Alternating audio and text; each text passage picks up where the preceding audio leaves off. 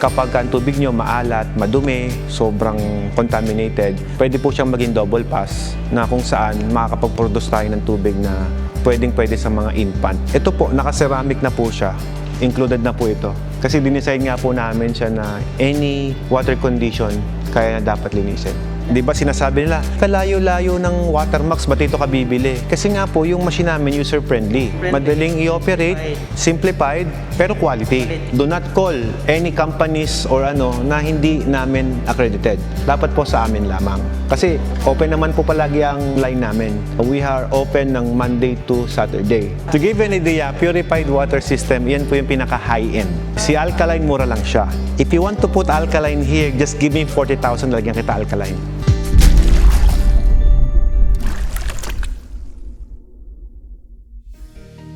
Ayan guys, meron tayong buhay na mano ngayong umaga. Oh, buhay na mano kayo. Taga Butuan City sila guys. At ito yung inaabi nila package 10. Si Ma'am Glorify. Si Ma'am Gloria, si Ma'am Leia at si Sir Ben. Oh, ayan. So, nagpapaturo sila ito sa ating package 10 kung paano ito gumagana. Ang package 10 natin ay merong dalawang proseso. Ano yung proseso na yon? Yung apat na ito ay pwedeng maging parang package 9 lamang. Single pass. Kapag ang tubig nyo maalat, madumi, sobrang contaminated, pwede po siyang maging double pass na kung saan makakapag-produce tayo ng tubig na pwedeng-pwede sa mga infant. Ibig sabihin po niyan, 0 ppm or napakababa ng total dissolved solid. Ngayon, yun po yung unang setup. Kapag po ang tubig ninyo is maganda naman po ang nakukuha namin, babaguhin namin yung design. So ito yung sinasabi namin na mas maganda kapag gusto nyo mas matipid. Technically, kapag ikaw ay nakanawasa, ang ginagawa naming setup dito is naka-recycle po yung reject water. So ibig sabihin, yung product nitong apat, meron yan tinatapon na reject which is 50%. So yung 50% na tatapon, instead na tatapon ko yun sa kanal, may apat na po tayong i-filter para ma-maximize natin yung tubig at hindi tumapon lahat. Rough estimate, around 25% na lang yung tatapon pag sa package na ito. Yung natatapon hindi magagamit? Hindi na po. Pinagamit po yung panghugas ng container, kung ano man. O pag may laundry? Pwede pong ilagay sa laundry.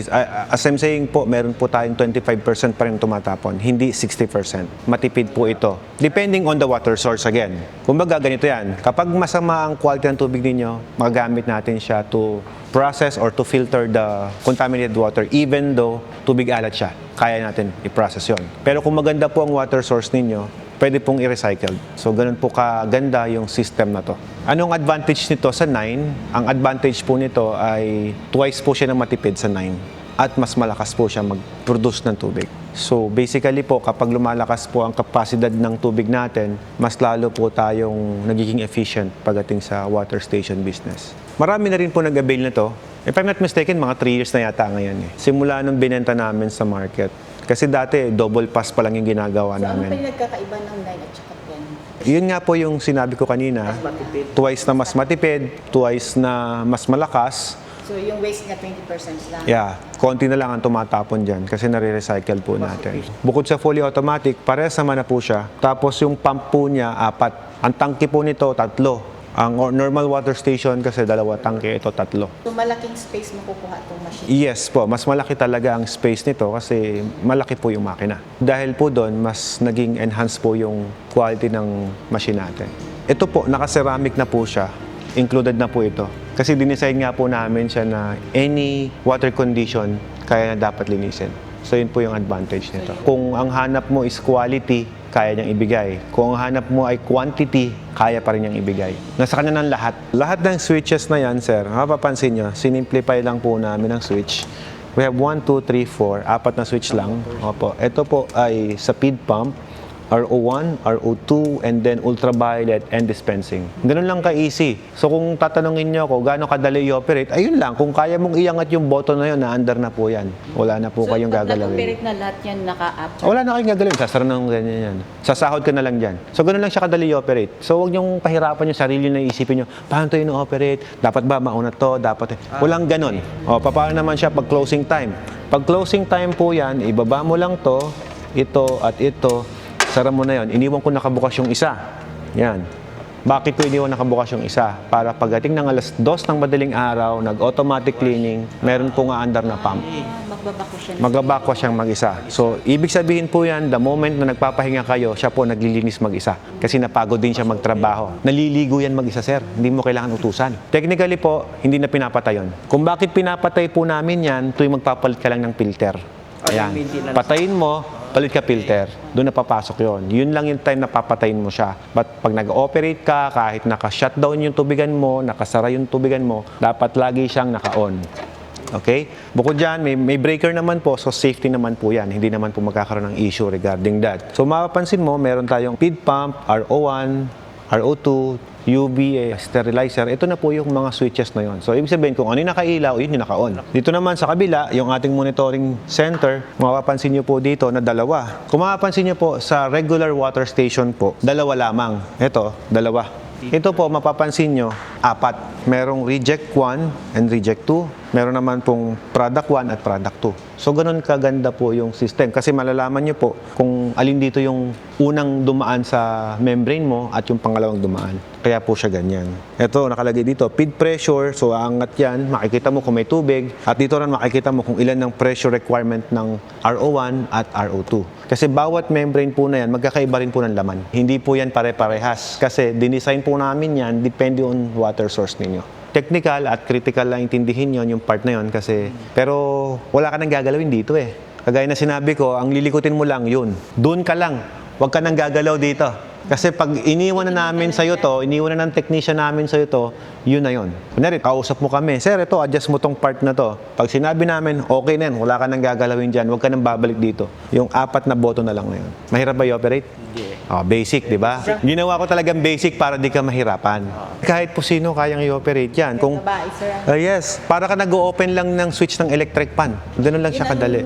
Di ba sinasabi nila, kalayo-layo ng Watermax, ba't ito ka bibili? Kasi nga po, yung machine namin user-friendly. Madaling i-operate, simplified, pero quality. Bakit ganun? Hindi mo kailangan ng technician eh. Ikaw, sir, gagawin kitang technician doon. Kagaya ng sinabi ko sa iyo kanina, papadalang kita ng machine, bibigyan kita ng sarili mong tools. O, ikaw nang gumawa.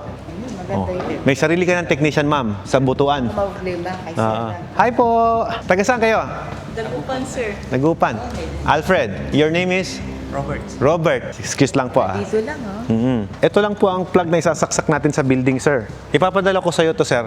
Naka-box, naka-crate. Organized naman po siya. So technically, sir, na-testing na namin yon. Expect mo basa. Mabigat lang i-set up sa una kasi ito nga ay may laman. Kaya naman buhatin ng tao. Ito, i-dedirekta mo to sa building mo.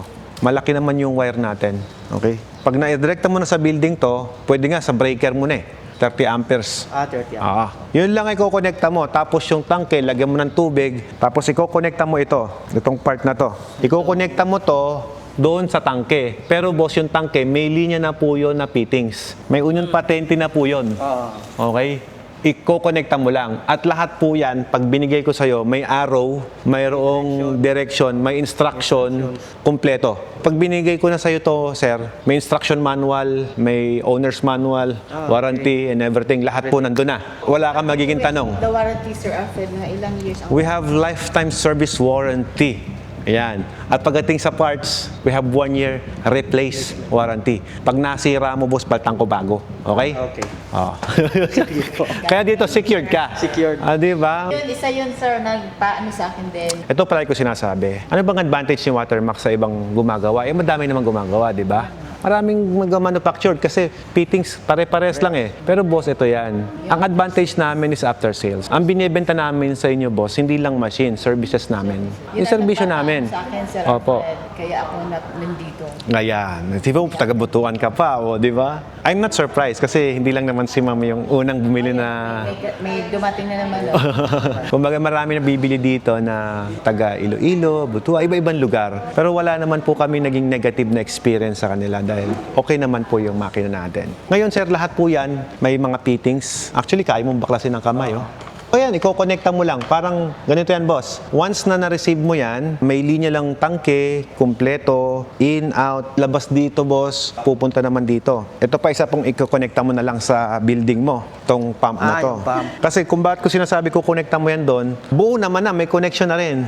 Hindi ko lang maipadala ng buo kasi nga, malaki. So, babaklasin namin siya. Buo na siyang ipinadala pero binaklas namin. Parang ikakabit mo lang. By the way, assisted ka namin via video call. So, nothing to worry. Anything na gagawin mo dito is covered ng warranty namin. Pero pag ginalaw mo to na hindi kami kausap, patay tayo dyan. Pwedeng ma-void ng warranty. Tatawag ka. Ngayon, pag tumawag ka ng technician, hindi namin technician, for example, pag hindi namin accredited, void warranty ka. Do not call any companies or na hindi namin accredited. Dapat po sa amin lamang.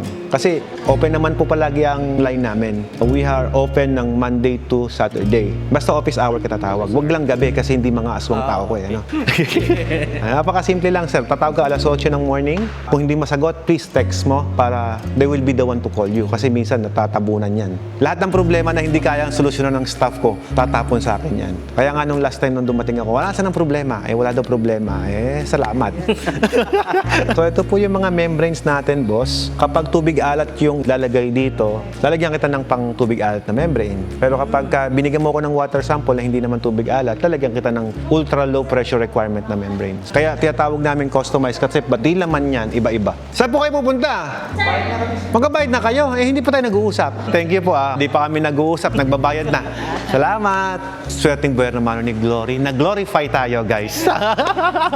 This is a ceramic. Hindi siya kinakalawang. Nakadesenyo talaga siya sa mga hard condition the water. Anything na ipasok mo dyan, pwede. Kaya niyang filter ng tubig baha, tubig alat, tubig tabang, nawasa, deep well, lahat ng ipasok mo, kaya niyang linisin. Dala namin na deep well, walang problema yun. Walang problema kahit ano ibigay mo sa akin. Kagaya ng sinabi ko, ma'am, gawin pa lang namin yan pag na-receive na namin yung water sample ninyo. When we receive your water sample, i-analyze po namin yan, pag-aaral namin, at doon namin malaman ano yung mga element na ilalagay namin dito. Pero ang reason lang po nun is para mapahaba namin ang lifespan ng mga filters mo. Para mapasarap natin yung lasa ng tubig. Yun ang reason nun. Pero kung tatanungin mo ko, kala ko ba pwede sa kahit anong water condition? Bakit kailangan mong pag-aralan? Hindi po yun eh. Ang point ko, kung ano yung mas contaminated sa tubig mo, doon ko dadamihan yung element. Kasi syempre, gusto ko mapahaba yung servisyo ng makina ko sa'yo. Gaya ng mga namin sa iba't ibang panig ng Pilipinas, tatawag sa akin 3 taon, 4 taon, 5 taon bago pa siya magkakaroon ng problema. Ganun po ang usual na nangyayari. At least, I just giving you an idea. So, yung binayad mo naman dito, I could say, sulit ang dayo ni ma'am. From California pa yan. Ma'am, chocolate ko.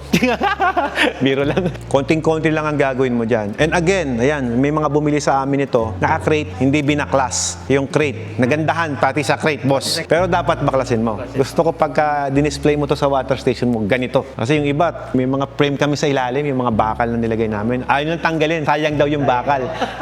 Wag ka manginayang, boss. Kasi ang purpose lang nun is for the shipment tsaka hindi masira yung gamit. Worst case scenario, dumating sa'yo, may mga damages. Papalitan naman namin once na kaya tayo nag-video call. May insurance to pag pinadala namin, di ba? Kaya lang, kakain ng siyam-siyam yun eh. Pagka tinawag pa natin sa insurance company na binayar natin, di ba? So, I don't want to delay your operation. Siyempre, may pera tayong involved eh. Kunyari, ito, boss, worst case scenario, dumating sa inyo, basag. Dahil sa transportation, papalitan ko ng bago agad yun. Basta sabihan mo lang agad ako. Tsaka lahat yan, naka-jig po yan. Ibig sabihin, sir, pag pinadalan kita, wala ka nang i-repipe. Yung fittings sa to, parehas. Kumbaga, boss, pinag-aralan namin kasi to eh. Ito, pag nilipat mo doon sa kabila, pasok eh. Ganun to, kaarte dito, pati mga fittings. Kunyari yun, John, lipat mo yan dito, pasok po yan. Wala ka i-repipe. Kaya kami dito, even yung mga union na yan, may pattern po yan. To give an idea, purified water system, yan po yung pinaka-high-end. Si alkaline, mura lang siya. If you want to put alkaline here, just give me 40,000, lagyan kita alkaline. If I were you, syempre mas mapapamahal pag i-repipe natin and everything, di ba? The best thing to do, kung talagang gusto mong mag-alkaline, bago namin ipadala, dapat may alkaline na to. 40,000 lang naman yun. Add lang natin dito. Yung discount mo na 30,000, ma'am, dagdagan mo lang ng 10K, tapos na. May ibang pamamaraan kami para sumarap ang alkaline. Kagaya yung mga alkaline filters po namin na yan. Iba po yung ginagawa po namin. Pinaka-the best pa rin po na tubig for me is yung natural water po. Pag sinabing natural water, pH 7, yun ang pinaka-the best. For me, it's my opinion. Nobody will correct me kasi opinion ko yun eh. Pero kung purified naman po kasi, medyo mild acid yan. Pero yung alkaline, nakukuha mo rin naman sa pagkain ng gulay, healthy foods. For example, mahilig ka sa soft drink, sa alak, kung ano-ano pa acid na iniinom mo, I really recommend na uminom ka ng alkaline water. Halimbawa, sir, ito, magpapalit ka ng filter dito. O dapat may allowance ka? May allowance. Expect mo dapat mga 1 yard or daanan mo, sir, kasi ikaw rin ang mahirapan pagka hindi mo siya kayang ikutan. Basta ang idea nito, dapat yung buong makina, kaya mong daanan, kaya mong ikutan yan. For So servicing, mayroong for space in between maintenance. this. Yes, lagi yon. Ito, usually tangke nandito na eh. So, dapat at least 1 yard or 1 meter yung layo ng tangke. Kaya pag sinetup namin, sir, nakasetup na siya na ganun. Expect mo medyo mahaba, i-mount mo na lang siya. Ang ilinya mo pa pala na isa, sir, yung drain ng tangke. Kasi naka-ready yung drain line namin doon. So, linyahan mo yon para hindi naman kakalat yung tubig dyan sa baba. Okay, okay. Kasi naglalagay kami ng drain line. Kasama na yung tubo doon, sir. Kasama po yung drain line. Pero yung papunta doon sa building mo yun eh. Oo. Sa inyo yun. Pag ginawa yung building ninyo, kasama po yun na i-ready nyo po during the construction. The best thing to do pa rin talaga, pag dumating doon yung makina, maglagay ka lang ng isang drain anywhere there sa likod. Okay. Tapos doon mo ilinya ngayon. Isang linya lang naman yan. Thank you for availing our package 10. Boss, thank you. Sarap naman ng kape mo, sir. Ito po yung aking coffee shop po. Yan, oh. Yan, 1987 Manscaped Cafe. Yon. Thank you so much. So much. Mag-coffee muna kayo para at least relax kayo. Yon. Thank you, sir. Ma'am, thank you. Thank you. Thank you, sir. Lahat na pumupunta rito, kahit follower kita o hindi kita follower, tinuturi ko po kayong mga kliyente pa din. Alam niyo po ba kung magkano ang costing ng laundry? Yun po yung tanong ko kanina. Nasagot naman na po ba? Hindi pa. Ang laundry po, electricity po niyan is only 1 pesos. Per load po ito Tapos sa gas naman po is 80 cents. Lagi ko nga sinasabi sa Opcam. So lahat ng negosyo, number 1 is the customer service. So kahit maganda yung product mo, hindi mo naman sila binigyan ng good after sales, good customer service. Wala, hindi tatagal sa yan. Meron akong mga client in San Fernando, La Union. Yung kanyang water station, Quad del Oro ang pangalan niya. Nung pupunta pa ako sa mga water station, ma'am, sabi niya, sir, hindi ko ina-expect na kahit liblib kami, pupuntahan kami. Ang common na sagot daw sa kanila, sir, is napanood daw sa vlog na may water station doon. Kung napansin mo noon, hindi ko masyadong nirekomenda yung 10, di ba? 9 lagi 9. Nowadays, nirekomenda ko yung 10. Bakit? Kasi na-perfect na namin yan. Yung una nag-avail sa akin yan, during pandemic pa. Boss, 5 years na. Hindi pa nagsisira mga makina. Oh, nabubol talaga eh. Ma'am, lapit ka, ma'am. Kahit wala po ano? Yan. Game.